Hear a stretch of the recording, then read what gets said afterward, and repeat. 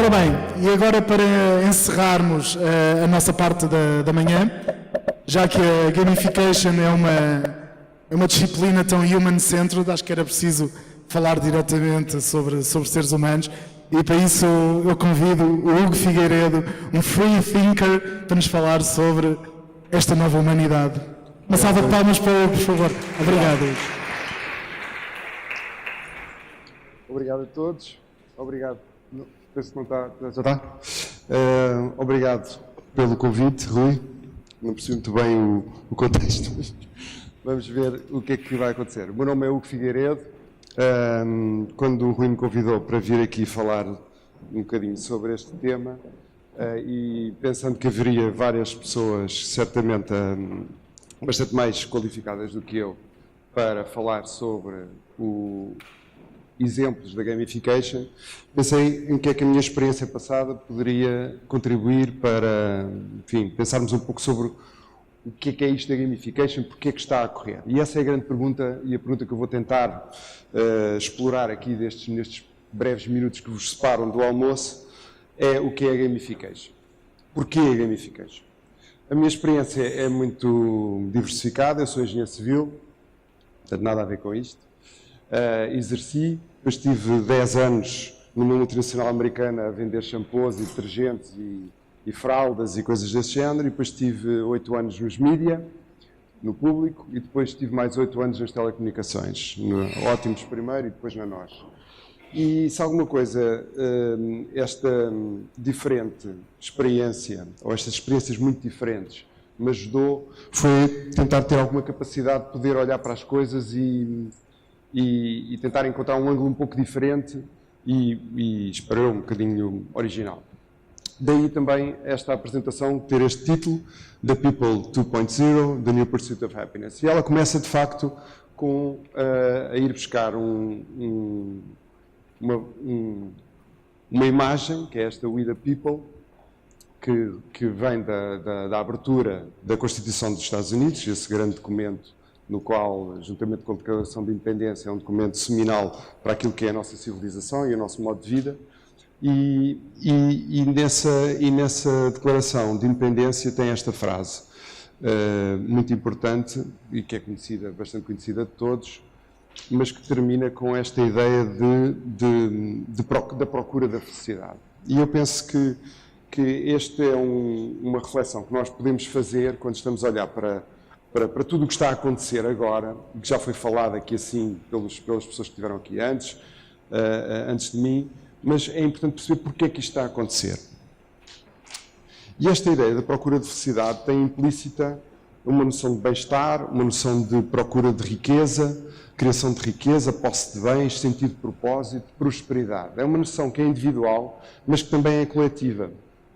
Não é apenas uma procura da felicidade egoísta, mas é uma procura de felicidade enquanto sociedade. E isso é necessário criar, para que isso aconteça de uma forma sustentada ao longo do tempo, é absolutamente indispensável que essa construção seja virtuosa, portanto que se forme um ciclo de construção virtuosa dessa felicidade.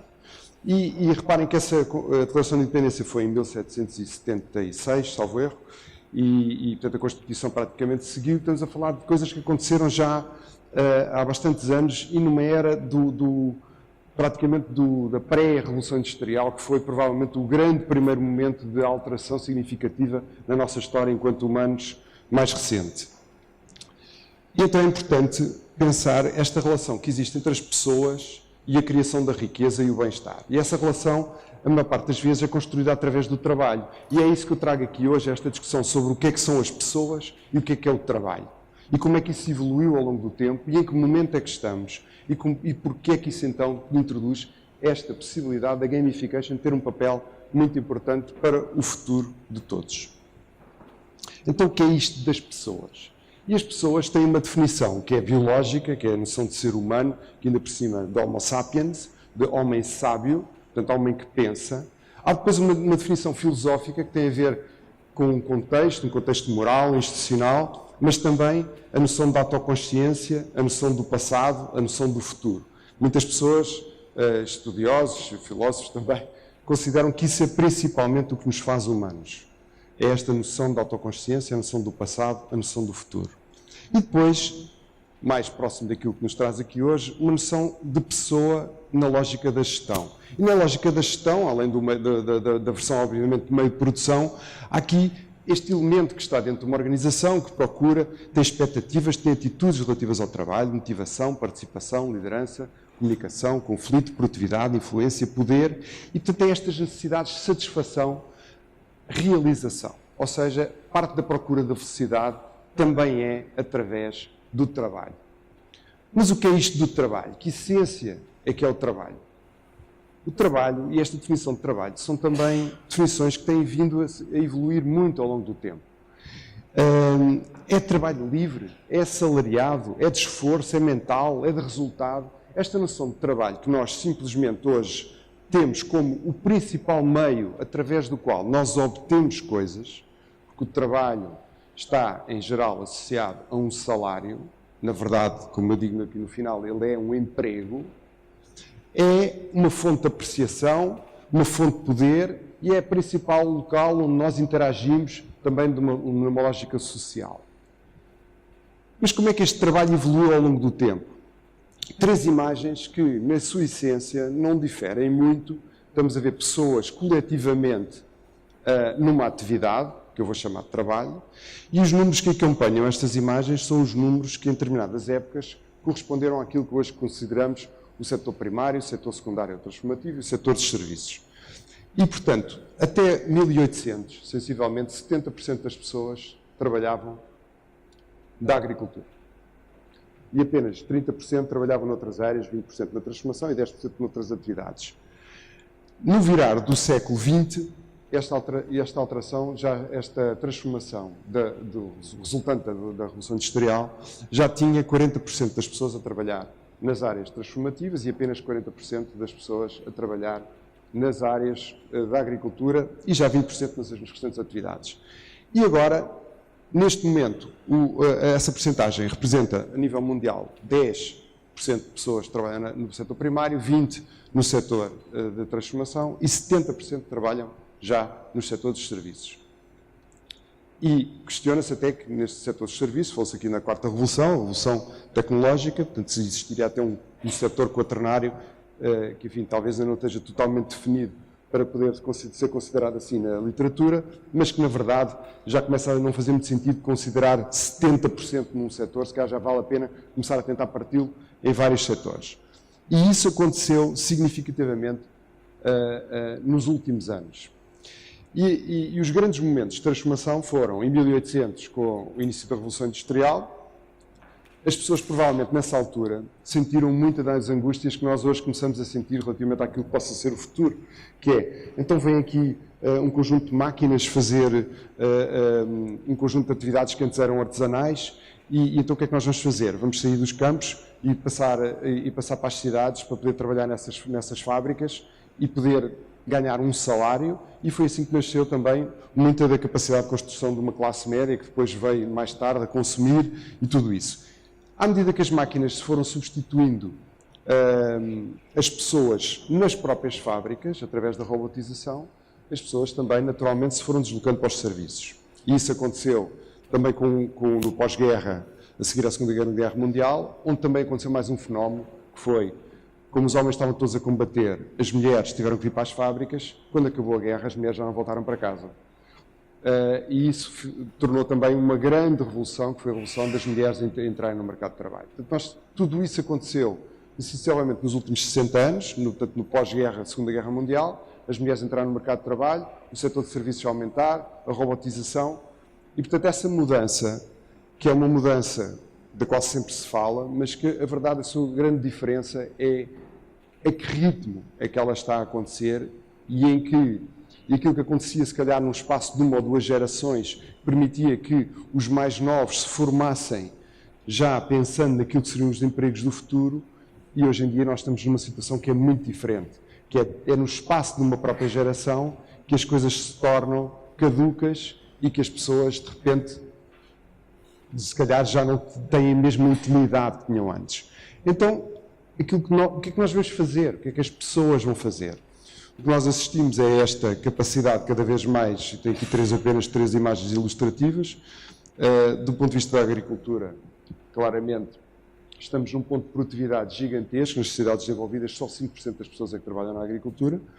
A robotização aumentou muito e agora com a capacidade de inteligência artificial vai aumentar ainda mais. As máquinas vão conseguir fazer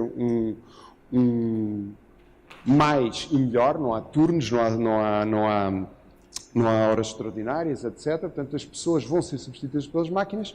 Claro, obviamente vão se refugiando e encontrando novas profissões e isso também provavelmente vai continuar a acontecer. Portanto, não é uma visão catastrofista, antes pelo contrário. Eu sou um fã de que a sociedade tem a capacidade de se reinventar. As pessoas tinham semanas de trabalho de 6 dias há 300 anos atrás, depois foram-se reduzindo para 5 dias, é natural que reduzam para 4 ou para 3, não sabemos o que é que vai acontecer, mas coisas novas surgirão. O ponto é o que é que nós temos que fazer. A ideia e aquilo que causa angústia é que as pessoas olham com uma lógica de projeção de futuro, é isso que as faz humanas, mas de previsibilidade. E, portanto, têm uma expectativa de onde é que poderiam estar num determinado momento.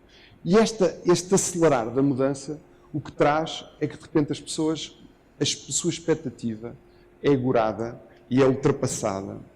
E essa angústia de eu não conseguir prever onde é que vou estar, cria este gap, que é este gap de surpresa. A mudança é surpresa. A capacidade das pessoas de conseguirem gerir a mudança é que vai fazer com que a surpresa, que é inevitável, possa ser controlada de alguma forma, gerível. E então, a evolução está assente, obviamente, no conhecimento. Foi através do conhecimento que surgiu a Revolução Industrial, foi através do conhecimento que surgiu a Revolução dos Serviços, a Revolução Tecnológica. Portanto, se a mudança está a acelerar, nós temos que também acelerar a capacidade de adquirir conhecimento.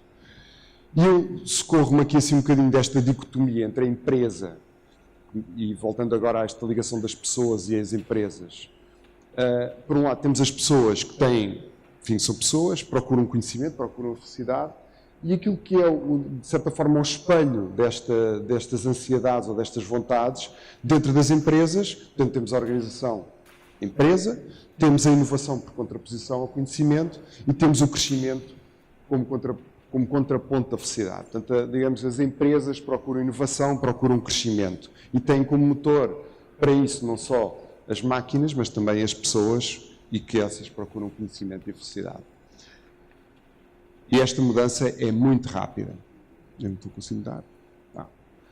Então, aquilo que nós precisamos de repensar é esta relação que estava muito cristalizada, com mudanças muito significativas ao longo de séculos, mas apesar de tudo, lentas naquilo que é o ponto de vista da pessoa individual, porque a mudança que ela observa, se calhar no tempo da sua vida, não é significativa. Na verdade, este acelerar faz com que essa mudança seja muito significativa no espaço de uma geração. Então é preciso repensar o que é a pessoa e o que é o trabalho, à luz desta nova realidade. E então é aqui que eu introduzo esta ideia das pessoas 2.0. Então o que são estas pessoas 2.0? É apenas um nome alternativo para millennials, porque se eu escrevesse millennials, toda a gente escreve millennials nas apresentações, então eu chamo aos millennials as pessoas 2.0. E o que é que distingue estas pessoas de 2.0 das pessoas como eu, que sou da geração X? Tem a ver com as suas expectativas e com o seu sentido de propósito. E isso é um dos aspectos que é essencial entender o porquê dessa alteração e quais são as novas ferramentas que podem tirar o máximo partido dessas novas situações e oportunidades. Temos, então, da geração X e dos baby boomers, uma lógica de realização no emprego, constituição de família, prazer no lazer, sim senhor, e depois criar este futuro para mim e para os meus. Nesta nova geração, People 2.0, e simplificando, obviamente há aqui esta lógica de realização no trabalho. O trabalho não tem que ser apenas emprego, e não é por acaso que os jovens procuram anos sabáticos, procuram estar envolvidos em organizações não governamentais. A lógica de trabalho não tem que estar sempre associada à obtenção de um salário, ok? Por outro lado, tem esta lógica de grupo. Não é tanto o tema da família, e tanto vê-se aqui o adiar da constituição da família por parte das gerações mais novas, mas é a lógica do grupo, da tribo a que eu pertenço.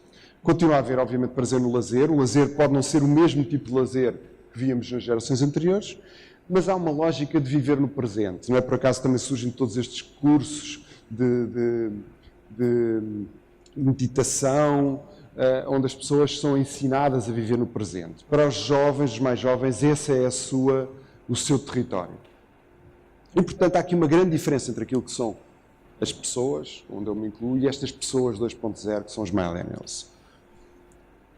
Este slide já foi aqui dito e muito melhor pela Cristina. Esta ideia do engagement aqui está feita pelo lado negativo, também foi tirado da Gallup. E estes jovens vão ser 75% da força de trabalho em apenas 7 ou 8 anos. E o que é que eles querem? Eles querem diversão, querem jogar, querem transparência, querem design, concorrência e esta ideia de addiction. Estar envolvidos de uma forma quase obsessiva com as coisas. Então é preciso criar aqui um novo ciclo virtuoso. Este ciclo virtuoso entre as pessoas 2.0, o trabalho e o conhecimento. Ora, sobre o trabalho eu não vou poder falar, as pessoas 2.0 já apenas fiz aqui algumas ilusões, alusões sobre o que é que elas serão. Então, o resto temos aqui pensar então, qual é a ferramenta que nós temos aqui para fazer este casamento entre as pessoas, novas pessoas, e este novo trabalho. E então, socorri-me aqui das perguntas que no jornalismo se fazem, what, when, where, why, e na verdade esta ideia do conhecimento, e que está aqui traduzido também nesta citação adaptada à Millennials, que é adapt or die, temos que encontrar novos conhecimentos técnicos, competências comportamentais e de grupo. Ou seja, o conhecimento vai ter que ser vai ter que ser uma mistura entre conhecimento especializado, mas em conhecimento de competências de relacionamento. Competências viradas para a obtenção de resultados. Competências viradas para o processo e o caminho. Porquê? Porque nós não sabemos qual é que é o caminho. Este trabalho novo que vai surgir é novo. Ninguém sabe o que é que vai ser. Então, como é que eu vou preparar uma pessoa hoje para uma coisa que quando ele chegar lá não vai ser aquilo que lá está hoje? Vai ser uma coisa diferente. Então, essas competências terão que ser diferentes. E essa lógica de aquisição de conhecimentos é constante e para sempre. Também pela velocidade da mudança. Como a mudança acelera na sua implementação, também é necessário que as pessoas acelerem na sua capacidade de aquisição de conhecimentos. Acabaram esta ideia de que terminei a faculdade, pronto, agora vou trabalhar. E claro, há umas formações, etc. Não, essa formação tem que ser individual, é obtida dentro da empresa e fora da empresa. Toda a gente vai ter que fazer isto e em todo lado esta ideia da mobilidade e da presença, da capacidade do acesso, estar omnipresente, implica que nós temos oportunidades de aumentar esse conhecimento em qualquer lugar e em qualquer momento. E porquê? Porque não vai haver escolha. E destas 6 perguntas, está aqui a faltar uma que é o how. E então é aqui que eu acho que a gamification pode ter um papel muito importante. E porquê?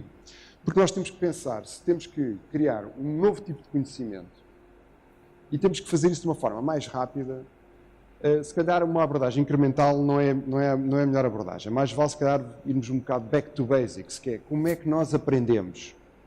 E, na verdade, o momento em que nós aprendemos mais é enquanto somos crianças, é nos primeiros 3 anos de vida. E como é que nós aprendemos? Nós aprendemos a jogar, nós aprendemos a brincar. Por experimentação e erro e brincando. Puxei aqui um pouco também a mesma citação.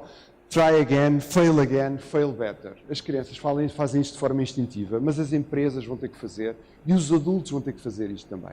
Portanto, esta ideia de crescimento do cérebro através do jogo é uma ideia interessante que pode e deve ser transposta, e foi aliás aqui o mote para toda a manhã, deve ser transposta para um momento diferente em que ela, do que aquele onde ela na verdade foi muito relevante, foi quando nós éramos crianças. Então, este envolvimento dos jogadores com os jogos deve e pode e deve ser transposto para este contexto de melhoria de conhecimento, influência e atitudes. Eu aqui não vou desenvolver esta parte, isto foi, aliás, o tópico da apresentação da Cristina, e vimos ali muitos e bons exemplos onde isso já está a acontecer. O ponto é tentar perceber porque é que isso estava a acontecer e porque é que isso é relevante. Sabe-se também que o jogo aumenta a dopamina, que aumenta a motivação, mais uma vez um tema que foi aqui recorrente durante toda a manhã, e essa é a razão também porque a progressão no jogo aumenta a autoestima, ou seja, tudo, temas que estão estudados, inclusive está aqui a pirâmide de Maslow, onde a autoestima está bastante alta em termos da hierarquia de necessidades, e portanto, o que percebemos é que o jogo pode afinal ter aqui, ser verdadeiramente sério, como dizia a Cristina na apresentação dela.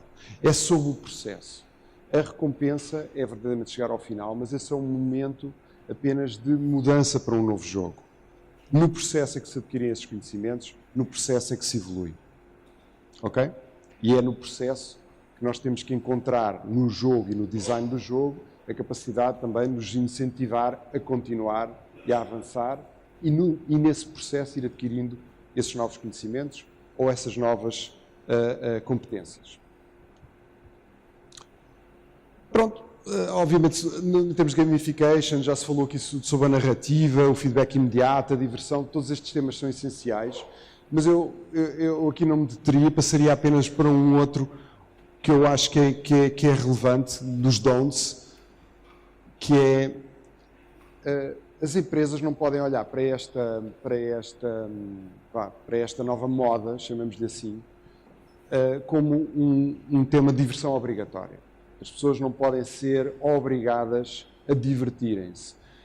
E então isso é muito relevante, ainda mais num país como Portugal, onde os portugueses abordam as coisas sempre com um bocadinho com o pé atrás, não saltam como os americanos, que se diz, pronto, é preciso fazer não sei o quê. Os americanos estão sempre prontos para experimentar, os portugueses estão prontos para experimentar, mas dá-me lá uma razão porque eu tenho que experimentar. Portanto, esta ideia de diversão obrigatória no jogo deve ser implementada de forma muito cautelosa. Por outro lado, também não deve fomentar métricas de vaidade, uma vez que, se recordam,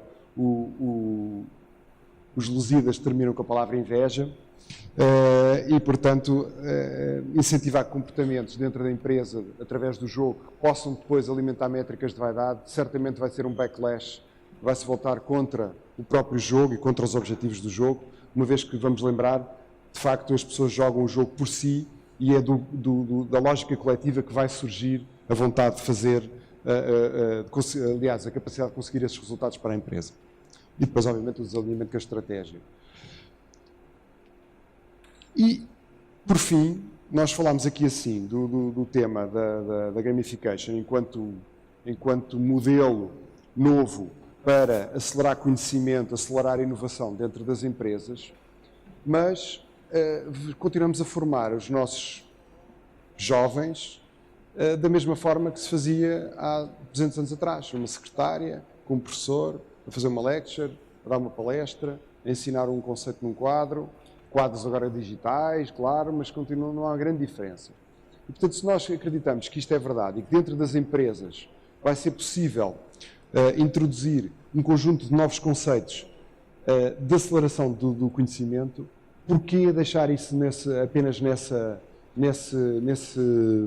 setor, nesse ramo de atividade? Porque não reinventar também a educação e repensar todo o modelo educativo, uma vez que se as crianças aprendem enquanto estão a jogar até aos 3, 5 anos e depois de repente agarramos nelas, formatamos-las em sala de aula.